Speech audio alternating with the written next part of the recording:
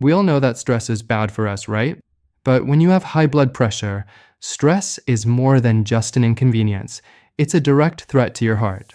That constant worry, that sudden frustration, it all sends a jolt through your system that makes your numbers jump. But here's the good news. Managing stress doesn't have to be complicated. In this video, we're going to give you 5 simple, powerful questions to ask yourself. These questions are your key to understanding your body's reaction to stress and building an easy plan to keep your blood pressure steady and calm. Good day and welcome to Heart and Health. I'm Dr. Ed, a cardiologist. I often tell my patients that stress is like constantly driving with one foot on the gas and the other on the brake. You're pushing your heart harder than it needs to work. When you get stressed, your body releases hormones like adrenaline, which tightens your blood vessels and speeds up your heart rate. Over time, this chronic tension is what leads to consistently high blood pressure. The 5 questions we'll discuss today are designed to give you instant clarity. We'll look at how to spot your personal stress signs, what to do when you start getting stress hits, how to use simple tools like deep breathing and meditation, and how to make sure your sleep is actually healing your heart. Let's make stress management simple and effective.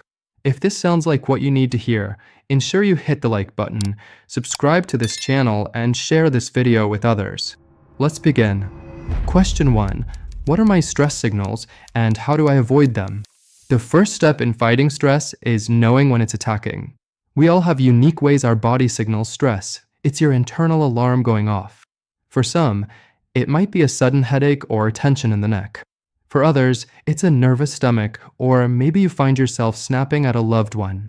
These physical signals are your stress report card. You need to learn what your personal signals are.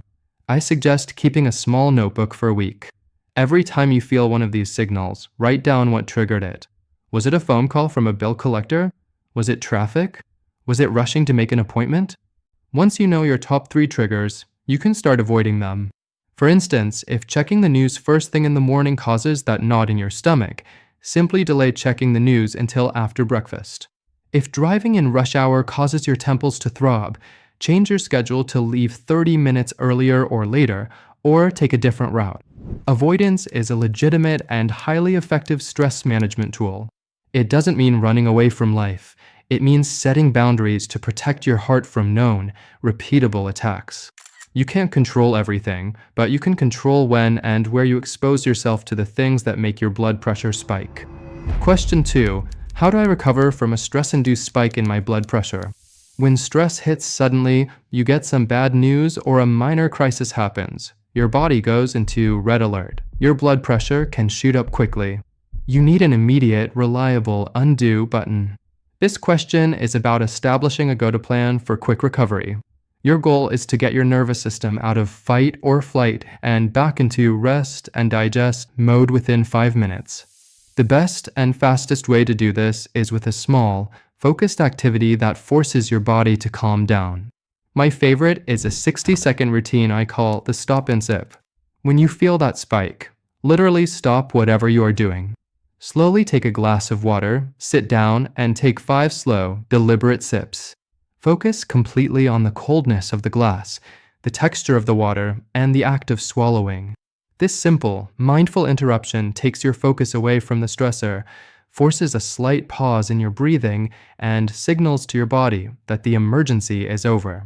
Other fast recovery methods include a 60-second gentle stretch, or simply stepping outside for 1 minute and focusing on the sound of the birds. The key is to interrupt the stress cycle immediately before it becomes a lasting spike. Question 3. How do I use simple focused breathing to recover from stress spikes? Focused breathing is one of the most powerful natural tools you have because it works directly on your nervous system. You don't need a complicated course or special equipment, just your lungs. The key to using breathing for recovery is to make the exhale longer than the inhale. This simple act immediately slows your heart rate and tells your blood vessels to relax. The technique I recommend is the 4-7-8 method. It's easy to remember and highly effective. When a spike hits, sit down, close your eyes if you can, and follow this pattern. Inhale slowly through your nose for a count of 4. Hold your breath gently for a count of 7. Exhale slowly through your mouth for a count of 8. Repeat this pattern just 3 or 4 times. By making that exhale longer, you are physically forcing your diaphragm to work, which activates the vagus nerve, the main highway for the calming signals going to your heart.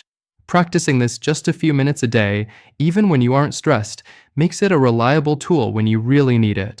It's a natural, built-in medicine that costs nothing. Question 4. Am I getting enough restorative sleep for my health? You cannot win the battle against high blood pressure if you are losing the battle for good sleep. Sleep is when your blood pressure naturally hits its lowest point, giving your heart and arteries a much-needed rest. If you're consistently getting poor sleep, less than 7 hours of truly restorative rest, your blood pressure often remains high throughout the night. This is a form of chronic stress on your body that you are unaware of. This question asks you to look honestly at your sleep quality. Do you wake up feeling tired? Do you rely on a nap to get through the day? To improve your sleep, you must prioritize sleep hygiene. First, establish a strict bedtime routine. Second, make your bedroom a cave, dark, cool, and quiet. Most importantly, avoid screens, phones, tablets, and TV for at least 1 hour before bed. The blue light from these devices tricks your brain into thinking it's still daytime, suppressing the production of melatonin, the hormone needed for sleep. Better sleep is not a passive event. It requires active preparation, and it is the best long-term strategy for lowering your overall pressure baseline. Question 5. How can I build one simple, daily habit to lower my overall stress? The final question is about prevention. We've covered immediate fixes, but to truly stabilize your blood pressure, you need to reduce the amount of stress circulating in your system every single day. This is where a simple, non-negotiable daily habit comes in. You need to commit to one thing, for at least 15 minutes, that brings you genuine peace. This habit must be easy to start and easy to stick with. It shouldn't feel like a chore. It could be 15 minutes of quiet time with a cup of herbal tea, focused only on the flavor and warmth. It could be listening to an old favorite album without doing anything else. It could be working in a garden or doing a very low-effort stretch. The key is mindful engagement, giving your brain a rest from worry and planning. When you consistently dedicate time to calming your nervous system, your body learns to relax and your baseline blood pressure will slowly but surely drift lower. This simple daily commitment is your long-term insurance policy against stress-related hypertension. If you found this video empowering, please consider subscribing to Heart and Health. That red button helps this vital information reach more people who need it. I'd love to hear from you. Which of these 5 simple habits are you going to start today? Let me know in the comments below. Thank you so much for watching, and as always, take care of your heart.